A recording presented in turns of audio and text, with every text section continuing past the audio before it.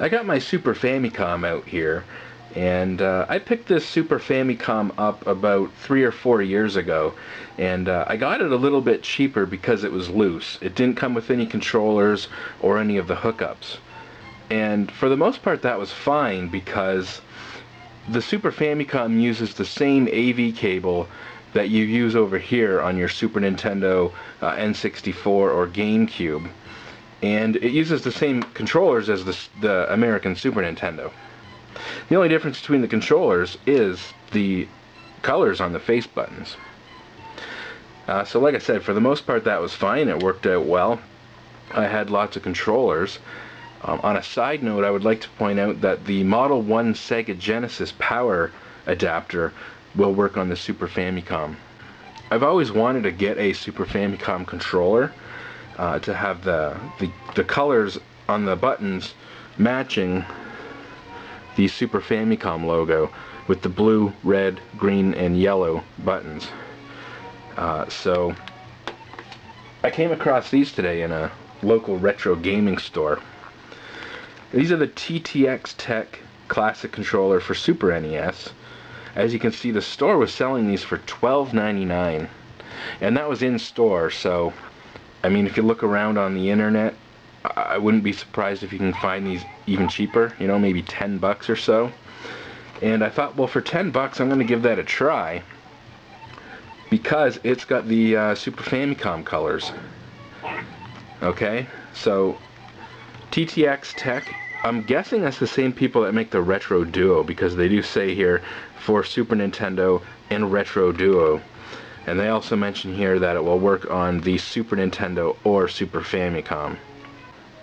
So actually, pretty nice packaging. It definitely stuck out for me as having the Super Famicom colors. Now they had actually two versions in the store side by side. They had it in Super Nintendo colors and they had it in Super Famicom colors. The first thing I noticed is this gray area around the buttons. Looks like it's way darker than the real controller, but actually once I saw the controller, that was not a problem. So let's take a look at the controller here. It's slightly darker than the Super Nintendo controller I've got here, but other than that, it's pretty accurate. The A and B are beveled out as the X and Y are beveled in, just like on the real controller. Start and select are stamped in, and there's no logo here. Okay, now on the back looks pretty similar, other than no stampings. This one has, you know, Nintendo, Super Nintendo controller stamped in it. This one has nothing.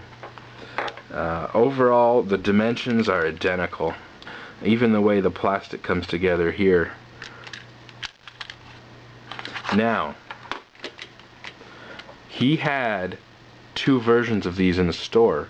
He had the older versions and he had the newer versions, and he told me that the older versions weren't as nice. And you might be thinking, well, he's probably just saying that in case, you know, you've heard bad reviews about these controllers. He was basically trying to say that this one's a little bit better than the older ones were. So guess what? He pulled out an older one and he showed me, and when I got home I looked on the internet. I looked up you know, TTX Tech Super Nintendo controller, and I saw the exact same ones he was showing me. And the main difference, the first thing I noticed was, whereas this one's flat here, the older version had an oval stamped in it.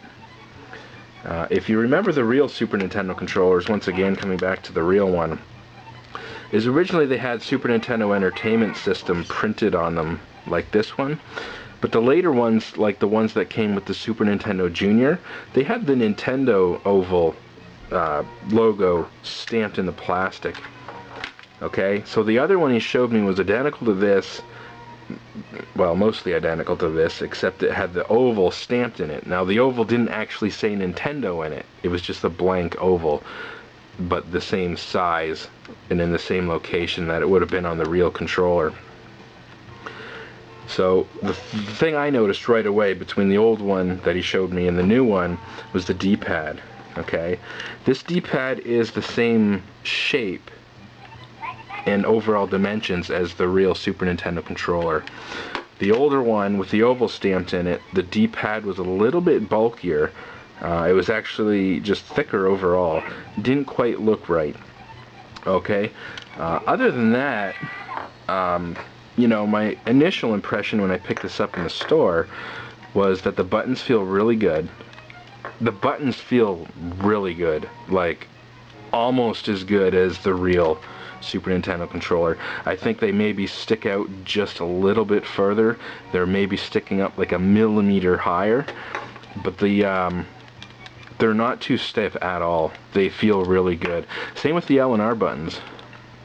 The L and R buttons are maybe a little bit stiffer than the original, but they feel like the original. They're a little bit poppy, not clicky, but you know what I'm talking about on the real one, and the way they pivot feels the same. In other words, you can't push them in here because they do pivot in there, and that's just like the real Super Nintendo controller. Biggest difference I noticed, you know, in the store when I got this in my hand, you know, the first thing I noticed, you know, like I said, the face buttons feel pretty good. L and R buttons feel pretty good for the most part. The D-pad, it's definitely a little bit stiffer, and it doesn't have that same pivot in the middle feel that the real controller has, which is funny because the real controller doesn't quite pivot in the middle. It doesn't feel like some of the knockoff controllers where they feel like they're on a round piece of plastic. But somehow it just feels a little bit stiffer, maybe a little bit clunkier. But I haven't tested it out yet. So I guess that's what we're going to do right now, is we'll test this thing out and we'll see how it feels. The way this plugs in feels actually very much like the real controller. Sometimes the knockoffs are a little stiffer, they don't quite click in. That goes in relatively easy and does click in. Okay, so yeah, this is Magical Poppin'. This is a weird Japanese game that I found out about through one of Pete Door's videos, and I thought I would try it out on my Super EverDrive.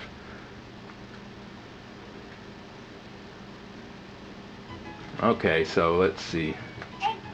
We got a jump, attack, and magic. L and R changes your magic. Right now I've only got one magic spell I can use, but you can hear it beeping when I press L and R.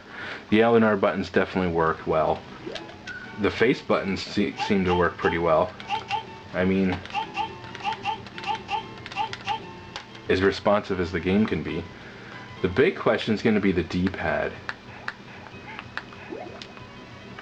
And so far, so good, actually.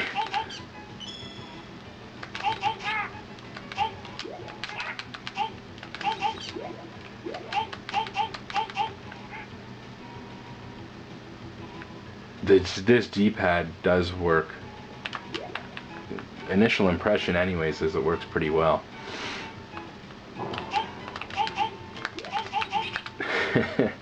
This is a weird game. If you guys haven't seen Pete Door's review on this game, I would say check it out. Oh yeah, I thought you could thrust down with the sword. Ah, you can bounce off the sword.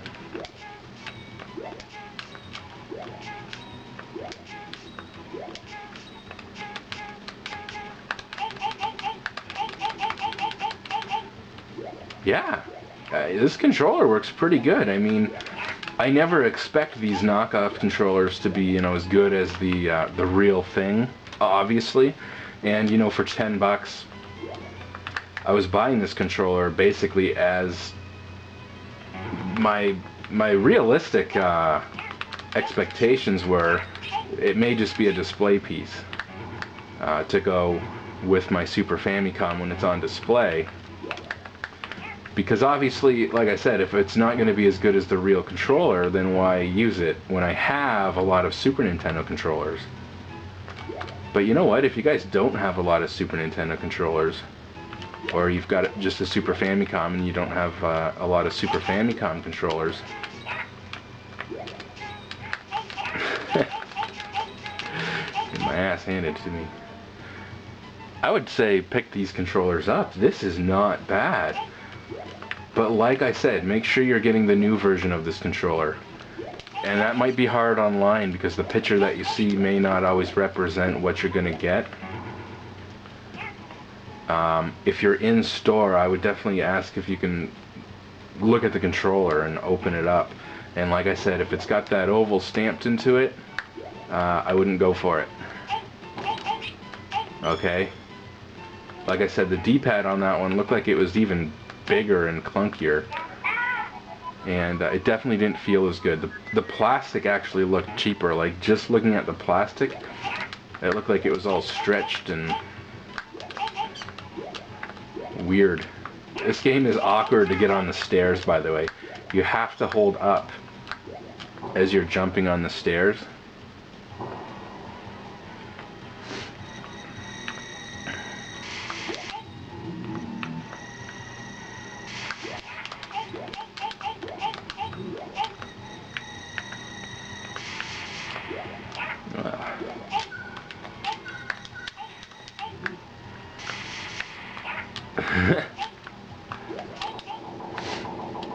Anyways, yeah, this controller's not bad. Like I said, you can't expect it to be as good as the real thing.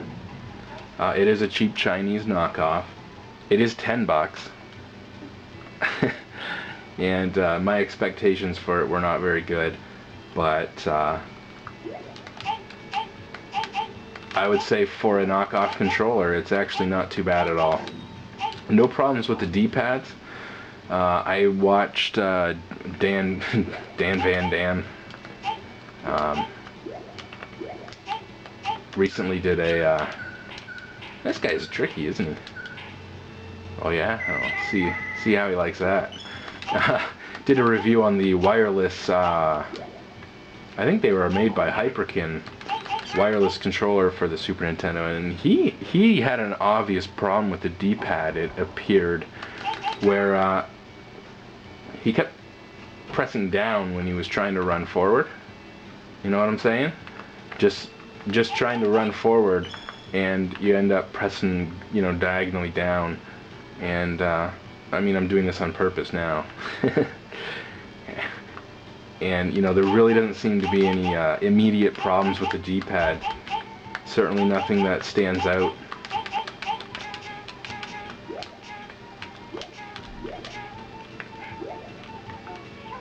I gotta get the. You've got to have the magic spell to get through those walls. Jumping down's weird too, because you'd think just pressing diagonal and down you'd go down the stairs, but once you have to jump and hold down. So like I said, yeah, this game's a little weird on the stairs and the multi-level stuff sometimes. But otherwise,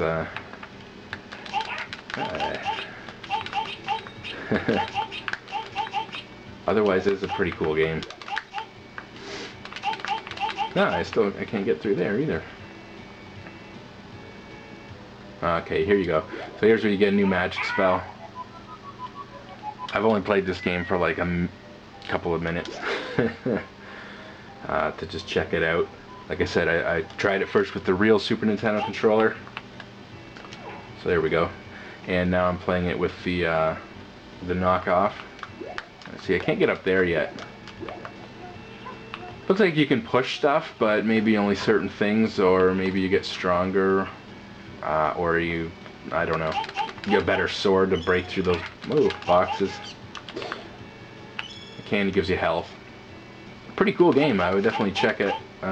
Recommend checking out this game. Unfortunately, it was only released in Japan, so you'd have to get it on the Super Famicom. But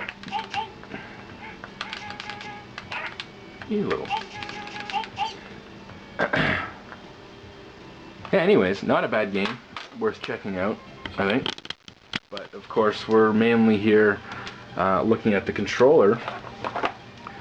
Like I said, I bought it mainly just to be a showpiece to go with the Super Famicom, because although it doesn't look exactly the same as a real Super Famicom controller, it's close, and it does have the colored buttons, which just gives it that look for the Super Famicom. And yeah, so I mean, I mainly bought it as a showpiece, and for $10 I wasn't expecting it to, obviously I was not expecting it to be as good as the real thing. And that's the key. You know, for $10, you do not expect it to be as good as the real thing. It's not as good as the real thing, but it's pretty good for a knockoff controller. No problems with the D-pad. The buttons are fairly responsive. The face buttons are not too stiff. I said, like, the L and R buttons, a little stiffer than the real thing. They might work themselves in. The D-pad, a little bit, I don't want to say stiffer, but it's a little bit clunkier than the real thing. But once again, it doesn't seem to affect. I had no problems with the D-pad, you know, problems with the diagonals or anything like that. So not bad. I mean, I would definitely recommend it. Like I said, for $10, definitely recommend it. If you just cannot find real Super Nintendo controllers, I would say these are okay. They'll do the job.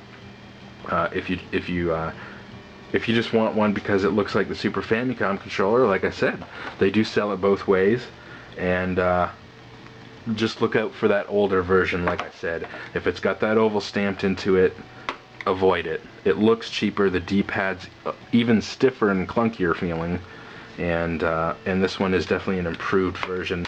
As the guy told me, he wasn't bullshitting me.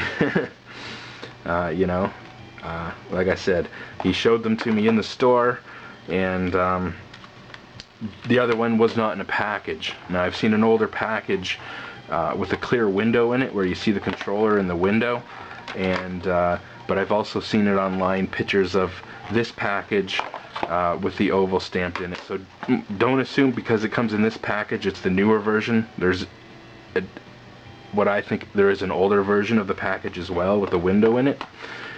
Unfortunately, I think you'd have to check it in person.